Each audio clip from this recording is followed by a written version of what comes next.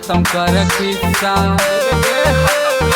अच्छा गोली ना दाल बाबू छोड़ दे तू पीछा। चुम्मा तू दे दे खत्म कर किस्सा। तू लगा वजनी दाऊ अपन जन्म हप अपन जन्म हप। आगे सुन मारा बसुता के भाग मिथिला के माई माई कहमी तू डंगरी उठा के। मारा बसुता के भाग मिथिला के माई माई कहमी तू डंगरी उठा के। बहुत बोलते हो डंगरी उठा के माई माई कहमी तू डंगरी उठा के। पराना फेरा में चल जाई जान हो। यादव जी के बेटा झीमी लाल हो।